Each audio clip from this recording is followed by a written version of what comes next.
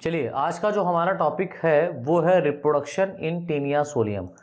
तो taenia solium में हम लोगों ने इसके जनरल कैरेक्टर, क्लासिफिकेशन, राइट, और एक्सटर्नल मॉर्फोलॉजी के बारे में पढ़ लिया था। क्या होता है टीनिया सोलियम का एक्सटर्नल मॉर्फोलॉजी देख लिए थे।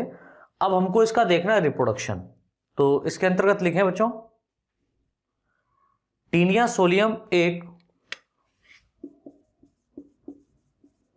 हर्माफ्रोडाइट,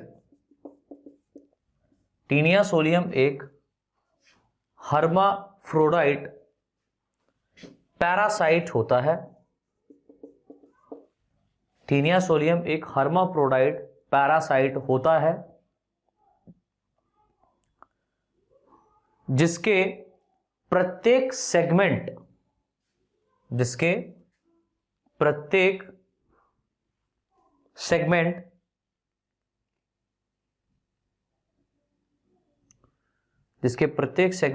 के, ऐसे लिखो, जिसके प्रत्येक सेगमेंट के मैच्योर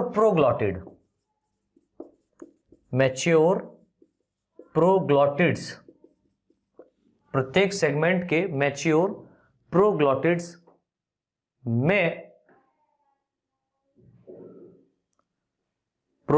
में रिप्रोडक्टिव ऑर्गन, याद रखिएगा, रिप्रोडक्टिव ऑर्गन अरेंज रहते हैं। अब रिप्रोडक्टिव ऑर्गन अरेंज रहने का मतलब क्या हुआ कि इसमें मेल और फीमेल दोनों एक साथ सेक्स ऑर्गन पाए जाएंगे।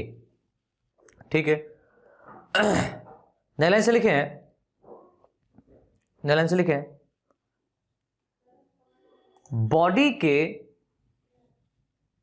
बॉडी के शुरुआत में या बॉडी में, ऐसे लिखिए, बॉडी में शुरू के 100 सेगमेंट, बॉडी में शुरू के 100 सेगमेंट्स यंग प्रोग्लॉटिड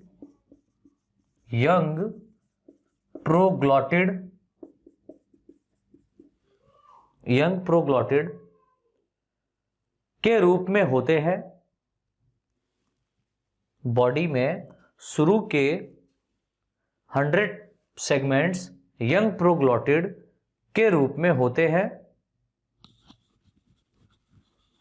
जिनमें केवल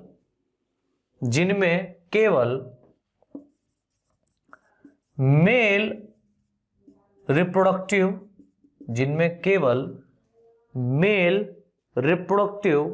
सिस्टम या ऑर्गन, जिनमें केवल male reproductive organ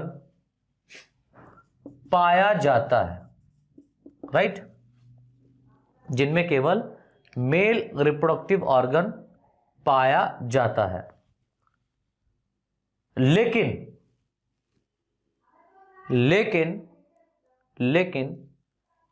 mature proglottid में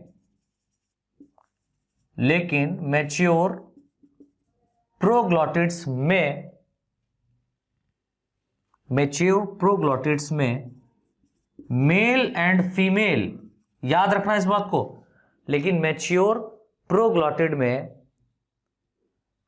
मेल और फीमेल दोनों प्रकार के, दोनों प्रकार के रिप्रोडक्टिव ऑर्गन स्थित होते हैं या पाए जाते हैं।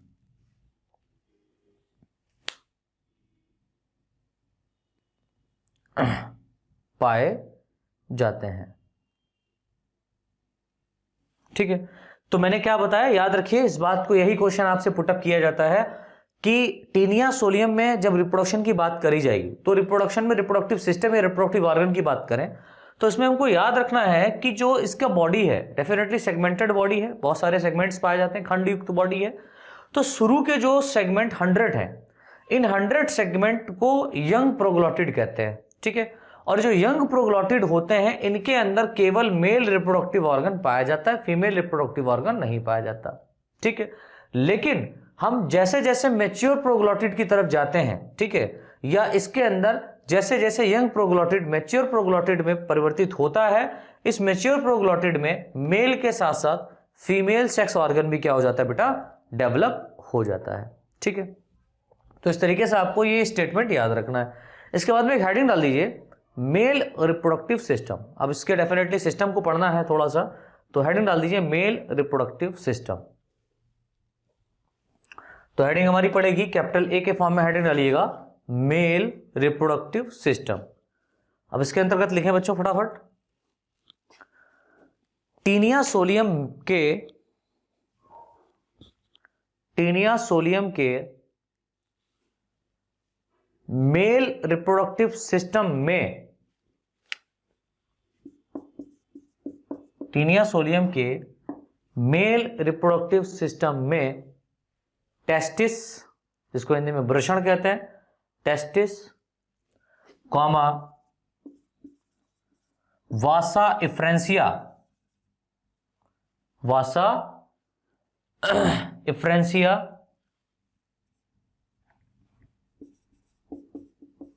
कॉमा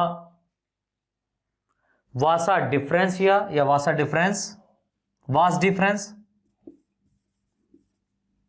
कॉमा वासा डिफरेंसिया या वास डिफरेंस भी इसको पढ़ते हैं, comma serous CIRRUS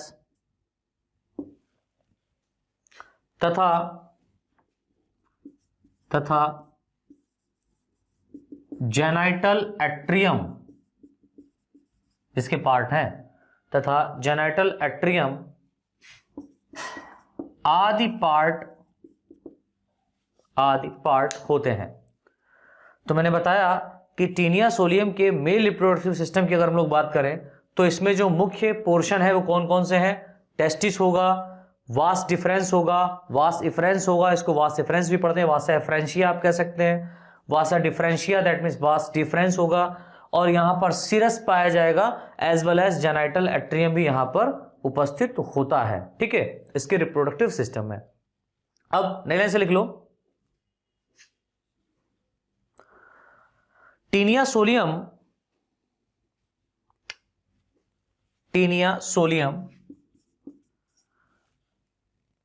protandrous PROTANDROUS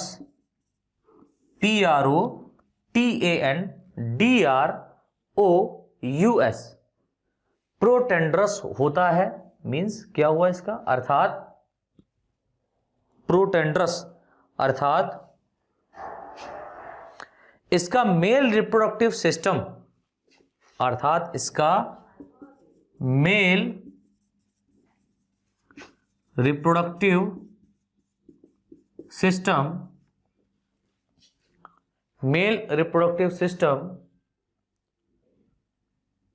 female reproductive system के कंपैरिजन में, फीमेल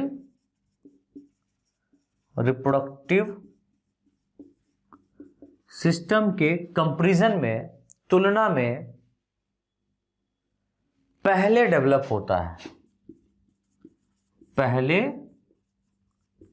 डेवलप्ड होता है, पहले विकसित होता है। इसीलिए टीनिया सोलियम को प्रोटेंड्रस कहते हैं। प्रोटेंड्रस कहने का मीनिंग क्या होता है कि यहां पर male reproductive system taenia solium में फीमेल रिप्रोडक्टिव सिस्टम से पहले डेवलप होगा। ठीक है, चलो, तो यहां पर कुछ इसके कंपोनेंट निकल करके आए हैं, कुछ महत्वपूर्ण अंग या हम कह सकते हैं रिप्रोडक्टिव कंपोनेंट्स या रिप्रोडक्टिव पार्ट आए हैं, जिसको हम लोग बोल रहे हैं टेस्टिस, वासा इफ्रेंसिया, वासा डिफरेंसिया, सिरस, जेनिटल एट्रियम। तो पहली हेडिंग यहां पर डाल दीजिए टेस्टिस। तो स्मॉल ए हेडिंग पर हमारी पड़ेगी टेस्टिस, वृषण इसको हिंदी में कहते हैं। लिखें इसमें, टीनिया सोलियम के प्रत्येक मैच्योर प्रोग्लॉटिड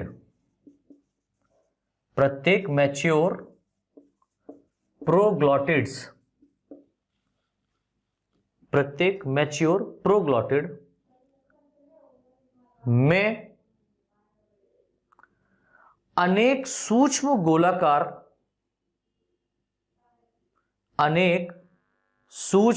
गोलाकार यानी कि बहुत ही माइन्यूट स्फेरिकल स्ट्रक्चर के सूक्ष्म गोलाकार टेस्टिस बिखरी हुई अवस्था में पाए जाते हैं। बिखरी हुई अवस्था में पाए जाते हैं। आगे लिखें, प्रत्येक टेस्टिस माइन्यूट दैट मीन सूक्ष्म comma hollow HOLLOW hollow comma spherical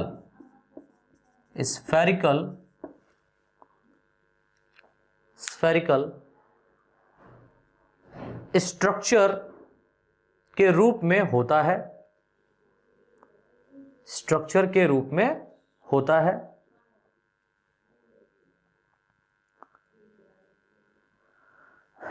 कुछ वैज्ञानिकों के अनुसार, लाइन से लिख लें, कुछ साइंटिस्ट के अकॉर्डिंग या कुछ वैज्ञानिकों के अनुसार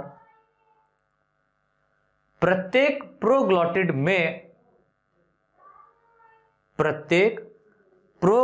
में केवल एक टेस्टिस होता है। इस बात को याद रखना। कुछ वैज्ञानिकों के अकॉर्डिंग यह कहा गया है कि प्रत्येक प्रोग्लॉटिड के अंदर केवल एक टेस्टिस पाया जाता है, लेकिन अधिकतर क्या देखा गया है, अधिकतर टीनिया सोलियम के प्रोग्लॉटिड में देखा गया है कि जो टेस्टिस होते हैं बहुत ही छोटे छोटे होते हैं और बिखरे हुए पाए जाते हैं।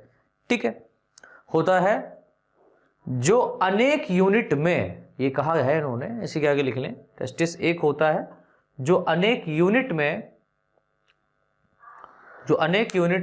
डिवाइड हो जाता है। नेक्स्ट हेडिंग डाल दीजिए बी, वासा इफ्रेंशिया, इसको हिंदी में कहते हैं शुक्र वाहिका। इसके अंतर्गत लिखें, प्रत्येक टेस्टिस से एक पतली नलिका डेवलप होती है। प्रत्येक टेस्टिस से एक पतली नलिका डेवलप होती है जिसे वासा इफ्रेंशिया या शुक्र वाहिका कहते हैं।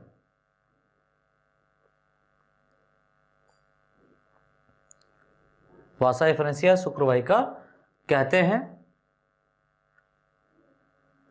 विभिन्न टेस्टिस की वासा इफ्रेंशिया यानी कि जो छोटे छोटे यूनिट्स फॉर्म में जो टेस्टिस पाए जा रहे हैं उन सभी की जो वासा इफ्रेंशिया है वो, ठीक है, तो विभिन्न टेस्टिस की वासा इफ्रेंशिया आपस में जुड़कर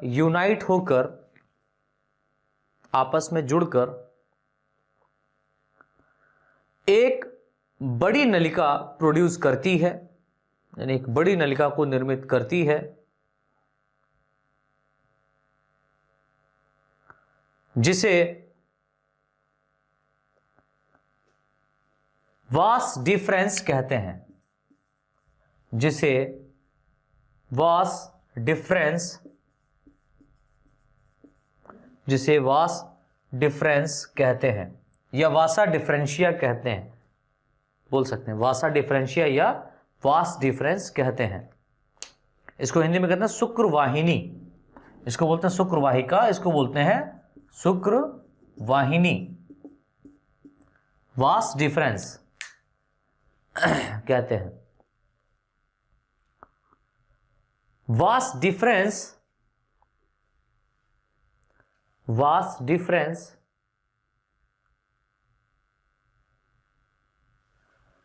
एक मोटी भित्ति वाली, वास डिफरेंस एक मोटी भित्ति वाली नलिकाकार संरचना होती है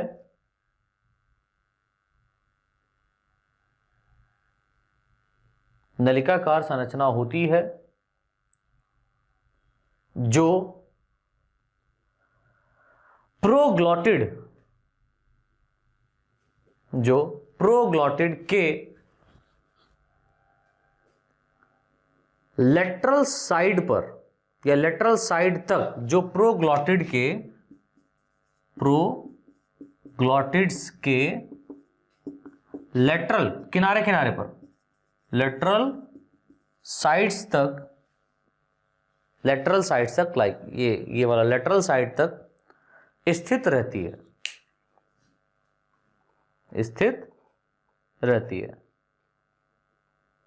नेक्स्ट हेडिंग डाल दी है, सी हेडिंग डाल दी है, सीरस।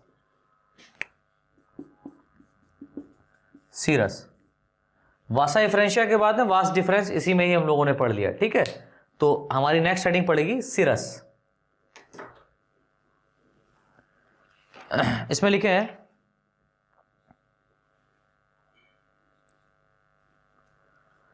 वास डिफरेंस का बाहरी सिरा, आउटर एंड, बाहरी सिरा दैट मीन्स आउटर एंड, एक थिक मस्कुलर स्ट्रक्चर को, एक थिक दैट मीन्स मोटी मस्कुलर संरचना, स्ट्रक्चर को प्रोड्यूस्ड दैट मीन्स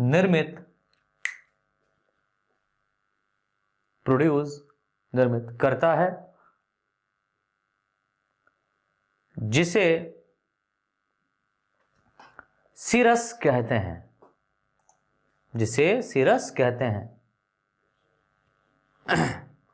यह संरचना कौन, सीरस ना, यह संरचना एक आवरण के अंदर, एक कवरिंग के अंदर स्थित होती है। यह संरचना एक आवरण दैट मीन्स कवरिंग के अंदर स्थित होती है, जिसे सिरस्सीथ, SHEATH, जिसे सिरस्सीथ या शैक भी इसको बोलते हैं, सिरस्सीथ या शैक कहते हैं, ठीक है। अब नई लाइन से एक लाइन छोड़ करके लिख लीजिए, नई लाइन से लिखें एक लाइन छोड़ करके, टीनिया सोलियम के मेल रिप्रोडक्टिव सिस्टम में, ये पॉइंट बहुत इंपॉर्टेंट है, इसको अंडरलाइन कर लीजिएगा। टीनिया सोलियम के मेल रिप्रोडक्टिव सिस्टम में सेमाइनल वेसिकल ये भी पाई जाती है। सेमाइनल मतलब अदर ऑर्गेनिज्म में पाई जाती है, टीनिया सोलियम में नहीं पाई जाती। सेमाइनल वेसिकल एब्सेंट, अनुपस्थित, seminal vesicle absent that means अनुपस्थित होता है,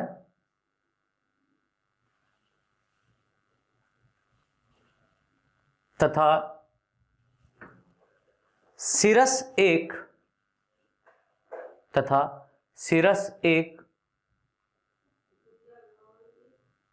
कप शेप्ड स्ट्रक्चर, तथा सिरस एक कप शेप्ड स्ट्रक्चर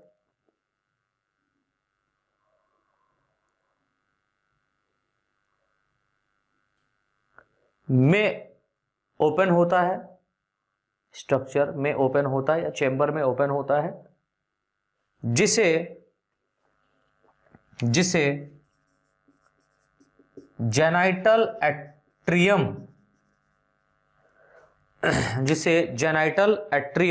कहते हैं, जिसे जेनाइटल एट्रियम कहते हैं। यह स्ट्रक्चर, जल्दी लिखें, यह स्ट्रक्चर एक मेल जेनाइटल ओपनिंग के द्वारा या की सहायता से या स्ट्रक्चर एक मेल जेनाइटल ओपनिंग की सहायता से, मेल जेनाइटल ओपनिंग की सहायता से, ओपनिंग की सहायता से गोनोपोर के, गोनोपोर के द्वारा शरीर के बाहर, दैट मीन्स बॉडी के बाहर खुलता है। गोनोपोर के द्वारा बॉडी के बाहर खुलता है। ध्यान से लिखें, गोनोपोर